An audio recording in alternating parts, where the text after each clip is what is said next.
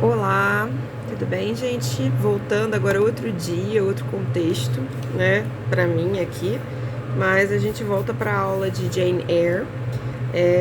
Essa é a terceira parte, terceiro vídeo, e eu vou finalmente entrar no romance, vou fazer um resumo, vou falar um pouco assim por alto o que que acontece e focando em algumas partes que eu vou ler pra gente aplicar tudo aquilo, aquela preparação dos outros dois primeiros vídeos, né? Somente do segundo.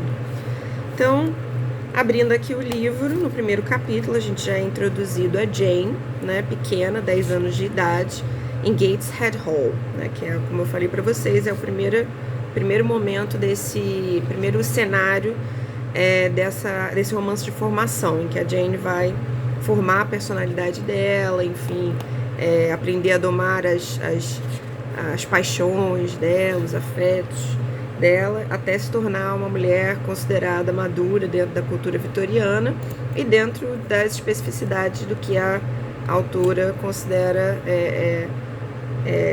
importante e possível para essa personagem, né, dentro das limitações da psique dela, né, enfim, das características particulares dela. Então a gente começa aqui com ela em Gateshead Hall e a gente vai ter uma cena, na verdade, que é a primeira manifestação, a primeira reação violenta que a Jane tem contra o John Reed, que é o primo dela, de 14 anos. Ela tem 10 anos, ele tem 14 anos e ele pratica bullying com ela, ele agride ela. Nessa cena mesmo, ele atira um livro na cabeça dela, né? Uma coisa que pra gente hoje é bárbara, né? Daria até crime, né? Enfim, agressão ao menor, embora ele também seja menor, mas essa é a cena que ela pela primeira vez reage desse bullying que ela sempre sofreu, né? Ela sempre é excluída, mostra isso, uma criança introspectiva, introvertida, que vive no seu próprio mundinho de leituras, ela olhando lá o livro de imagens de outros lugares do mundo. Então também a gente já tem introdução a uma Jane que quer conhecer outros lugares, quer ter outras experiências de vida, porque ela não se sente nem num lar, na realidade. Ela fala isso em outro momento. Então, esse é o primeiro momento, eu não vou me deter muito, né? Mas ela é agredida e ela avança sobre o menino, sobre o John Reed, e depois disso é quando ela vê a Mrs. Reed, as empregadas, a Abbott e a Bessie, né? Já estão ali julgando ela nem sabe direito como que ela foi parar em cima dele, né? Tem momentos assim na infância da Jane que são meio lapsos, meio lacunas, que a gente pode entender que as emoções dela ali estão no pico, né? Ela nem lembra do que ela fez, né? E aí a tia resolve puni-la jogando-a no quarto vermelho, né? Deixa eu ver aqui, tá.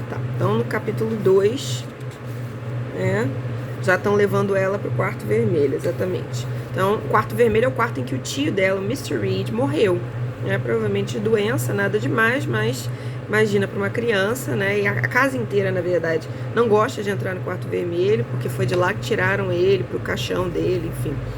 Então, é um quarto que é todo decorado em tons de vermelho, esse vermelho que eu imagino bordô, um vermelho escuro, que é típico da decoração vitoriana e que evidentemente remete a gente à imagem de sangue, né? Uma coisa assim. E que toda a mobília é muito respeitável, muito grande, muito, né, cama de carvalho, com dossel.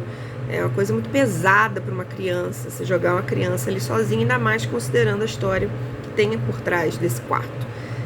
Na leitura da Goober e da Gilbert, né, do Mad Woman e de Ética, a gente tem ainda uma outra perspectiva, né, o quarto do pai. Então a gente é a segunda figura masculina a qual a gente é introduzida. Embora ele gostasse da Jane, né, ele passou pouco tempo, mas ele gostava, era sobrinha direta dele, consanguínea. A gente não parece que ele era uma pessoa melhor, mais gentil, mais humanamente decente do que a esposa, né? Mas era uma figura de autoridade patriarcal e ela é jogada diretamente nesse ambiente. A pequena Jane, né? Uma criança pequena, mirrada, que gosta de ficar sozinha, mas que tem uma imaginação super fértil, né? Isso também a gente vê na Jane desde o início, com emoções muito fortes, é jogada dentro desse quadro, esse quarto mal assombrado. Ela até pensa assim, eu tenho medo que o espírito do T. Reed, fantasma do T. Reed, apareça para me proteger das maldades que a esposa dele tá fazendo, porque ela sabia que o Reed tinha feito a esposa prometer que cuidaria dela, né? Então ela tem essa opinião positiva dele, mas ela não quer ver fantasmas, então ela quer mais que ele não apareça. Bom, aí ela vai fazer uma descrição bastante apavorada de uma criança diante de um medo, trancada lá. Ela depois vai bater na porta, eles vão abrir, a Mrs. Reed vai devolvê-la para o quarto de uma maneira bastante cruel. Mas eu quero focar num momento que também a Susan Gilbert e a Sandra Gilbert focam, né? Que é um momento que é bem rápido, mal explicado, mas que dá a entender um processo de fragmentação interna da personagem, né? Ela tem tanto medo e ela está sendo forçada tanto a uma educação de socialização, de feminilidade, aprender a ser menina, né? E a controlar as suas paixões e tal. A Mrs. Reed frequentemente acusa ela de ser superficial, a arte está cheia de artifícios, fingindo, né? Sensibilidade, extrema sensibilidade, uma acusação que nós sabemos que era bem recorrente, né? Mas ela tá sendo, tudo isso está sendo forçado para ela, né? Ela tá tendo que se disciplinarizar de uma maneira bastante severa e sem nenhum afeto, na realidade. Depois ela vai acabar aprendendo tudo isso, mas com afeto, com carinho, com pessoas que demonstram interesse e carinho por ela, que é a Miss Temple e, em parte, a própria Helen Burns, né? Mas aqui não, é tudo muito violento, muito, e sempre desmerecendo ela, né? O máximo possível, tudo que ela tem, ninguém vê nada de positivo, só vê as faults, né? Os defeitos dela. E aí ela tá dentro desse quarto apavorada e tem esse momento que ela olha no espelho e ela vê uma aparição, né? Que a Gilbert e a Gilbert dizem que na verdade é ela mesma, mas ela não reconhece como ela tá separando partes dela, que é essa separação, essa fragmentação do eu, né, em partes, né, que ao longo do romance corrobora essa interpretação com a própria presença da Bertha, como esse id dela, esse outro lado que a Jane reprimiu, né, é uma imagem do duplo, né, essa separação acontece em função da repressão, ela vai reprimindo uma parte do eu aqui, e ela não em nenhum momento diz que aquela imagem é ela, né? A gente só que depreende que é ela, porque não tem mais ninguém no quarto, não tem fantasma na história, na realidade, então não é uma história que realmente tem fantasma, embora a gente vá descobrir isso depois. Eu vou ler aqui a parte para falar mais um pouquinho. Diz o seguinte: all looked colder and darker in that visionary hollow than in reality, né? The visionary hollow é o espelho. And the strange little figure there gazing at me, with a white face and arms specking the gloom, and glittering eyes of fear moving where all else was still, had the effect of a real spirit. I thought it like one of the tiny phantoms, half fairy, half imp, Bessie's evening stories represented as coming out of lone ferny dells and moors and appearing before the eyes of belated travelers. I returned to my stool. Então, ela tem essa visão dessa criatura de rosto branco, braços brancos, que parece um espírito, mas que lembra também a ela, né? Toda a imaginação gótica dela é muito influenciada por essas figuras do folclore, da cultura popular pagã, né? Pré-cristã.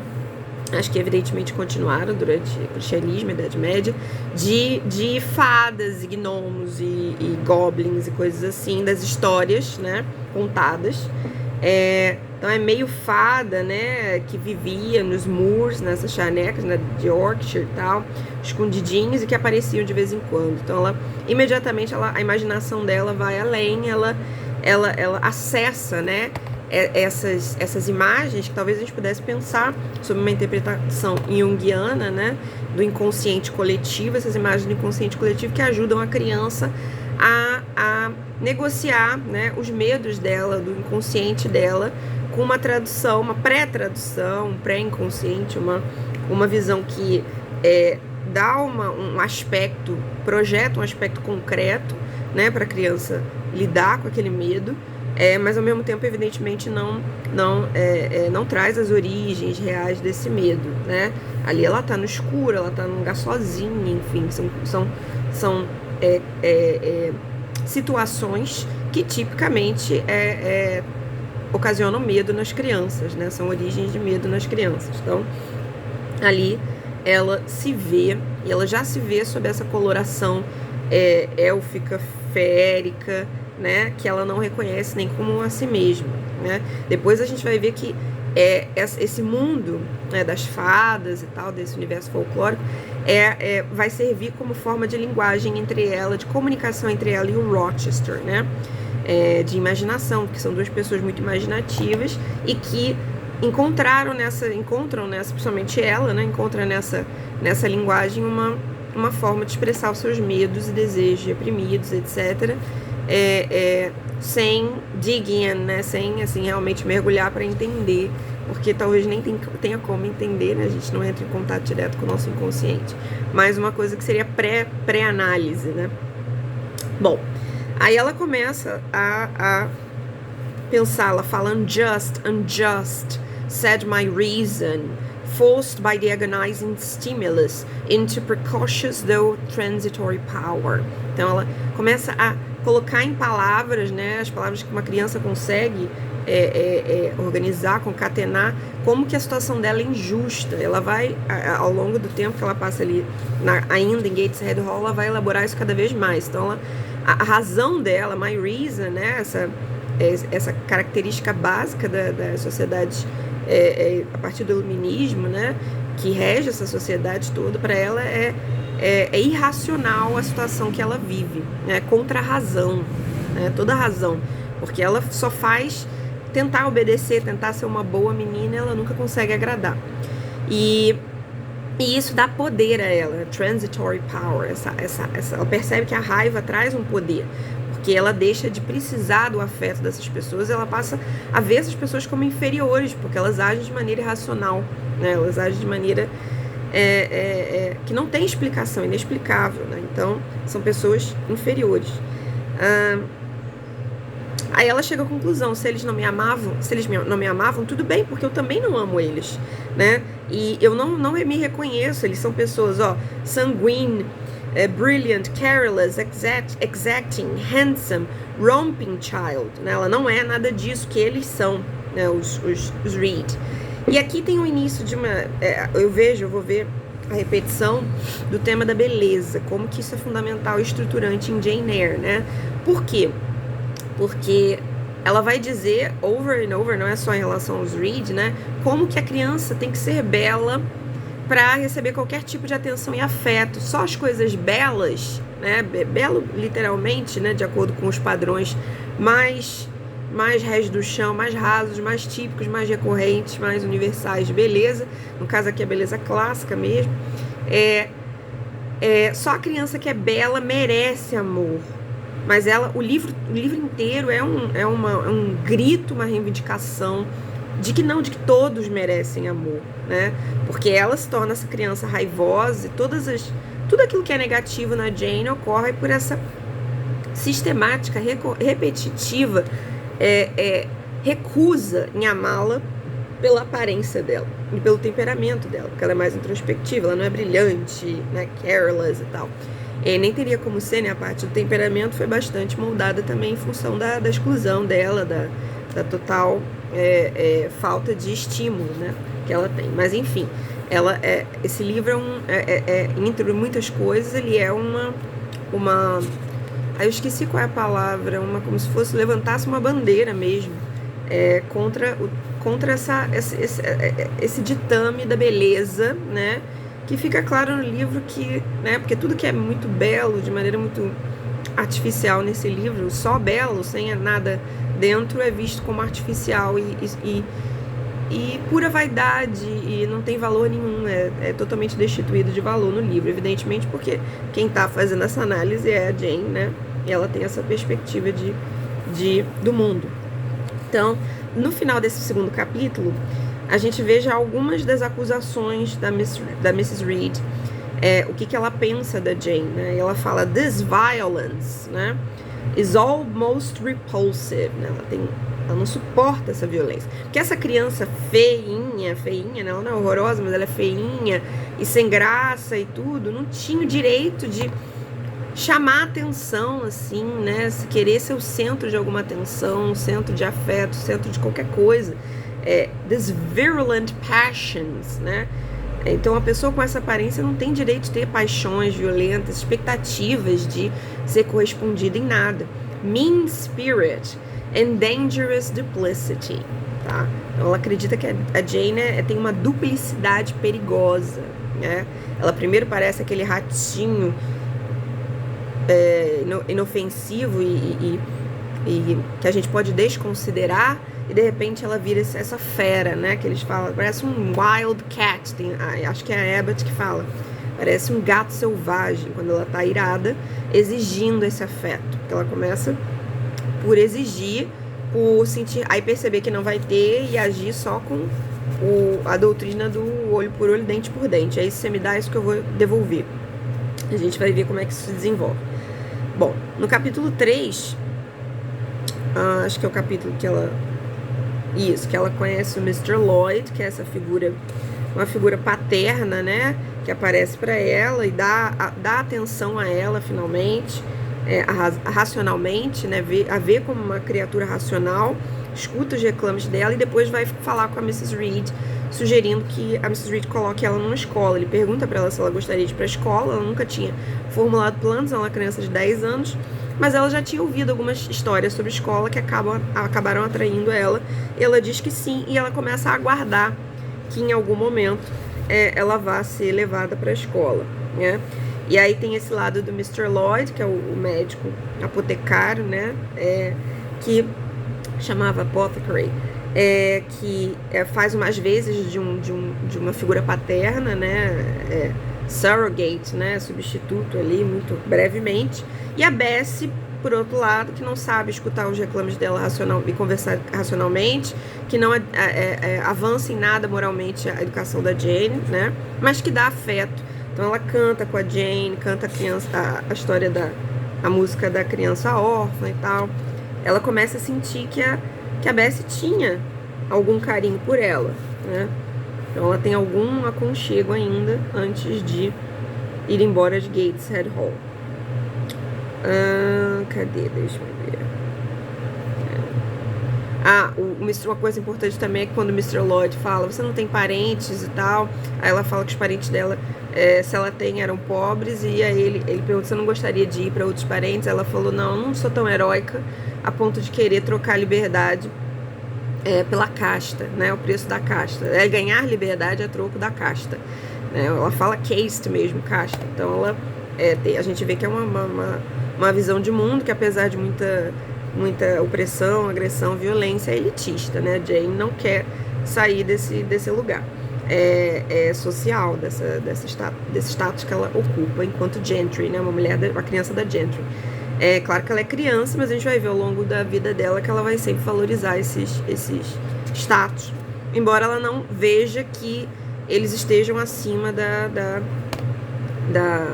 do individual, né? Das qualidades individuais, a nobreza, a honestidade, a decência, todas as características que a gente já viu nas aulas, que são características valorizadas pela burguesia, pela classe média, né? Que não são características aristocráticas, da ideologia aristocrática. E a Jane adulta, que está contando a história, é sempre importante pontuar isso, né? Uma Jane já mais velha, né? Passa-se anos depois do final da história que ela conta, quando ela vai contar. Acho que ela tem 28 anos quando conta, não lembro. E ela diz que uma criança não tem como entender a pobreza honesta, né? Ela dá a entender que se tivesse a cabeça dela, se tivesse esse entendimento nesse momento, que ela teria querido, sim, se fosse uma família honesta, correta, né? Porque entra a questão moral, teria que ser moralmente superior, né? E essa sociedade entende que a pobreza, evidentemente, a miséria afeta a moralidade das pessoas, faz com que elas ajam de formas que, se elas tivessem o mínimo necessário, elas não agiriam. Então, a Jane diz que se ela fosse mais, se tivesse essa maturidade que não poderia ter, ela poderia ter escolhido viver entre os parentes mais pobres, contanto que eles fossem honestos e moralmente decentes, para dentro do que ela considerava essa decência. Tem um momento aqui que a Abbott, né, fala, sim, se ela, a Bessie ainda tem compaixão dela, apesar dela ser essa criança unattractive, né, que não é atraente. Aí a Abbott fala, dando voz a essa sociedade, né, porque a Mrs. Reed não pensa muito diferente disso, os Reed. If she were a nice, pretty child, one might compassionate her forlornness. But one really cannot care for such a little toad as that. Olha as palavras que ela escolhe, né? Se ela fosse uma criança boazinha e bonitinha, né? A gente poderia ter compaixão da tristeza dela. Mas ninguém pode se importar realmente com toad, né? Toad é sapo, né? Claro que aqui tem um outro significado metafórico, mas o significado gira em torno de uma feiura, de uma esquisitice física, né, geral, quase como se ela fosse uma outra espécie, né, coloca ela numa outra espécie animal. Aí ela continua, né, a Bessie fala, aliás, o diálogo continua, not a great deal. At any rate, a beauty like Miss Georgiana would be more moving in the same condition. Então, fica claro aqui, né, uma beleza, uma criança linda como a Miss Georgiana seria muito mais comovente se estivesse na mesma situação de Jane. Então fica claro que a beleza aqui é algo central. E principalmente, a gente vai ver mais tarde no livro, mas não precisamos ir muito longe, na sociedade é muito parecida, para as mulheres, né? As mulheres não sendo belas não servem para nada, porque aqui, né, nessa sociedade, mas ainda hoje persiste muito disso, mas vamos falar da sociedade vitoriana, a única forma o único caminho legítimo para a vida de uma mulher era o casamento, filhos, enfim, formar família, né, tudo em torno da maternidade, da reprodução, é quase que a função primordial mais importante da vida de qualquer mulher. E a beleza é um pré-requisito essencial, porque é assim que os homens selecionam suas fêmeas, né, no mercado matrimonial. E, né, também, né, no universo da prostituição e tudo, mas aqui a gente está falando circunscrito só a essas mulheres que buscam casamentos, né, que veem o casamento como a única forma legítima de afeto. E a beleza é simplesmente a coisa mais importante. Claro que o livro critica isso bastante, over and over, né? Mas não pode deixar de reconhecer que é importante socialmente, né? E a Jane não tem isso. Então toda a história meio que gira, que se origina disso. Porque se ela fosse uma menina bonita, ela seria tratada de outra forma. Ela não teria tido esse desenvolvimento, essa formação, né? Mas voltando. Na verdade, eu vou desligar agora, eu vou passar pro próximo vídeo, porque já tá acabando aqui meu limite de minutos. Mas daqui a pouco eu volto. Até logo!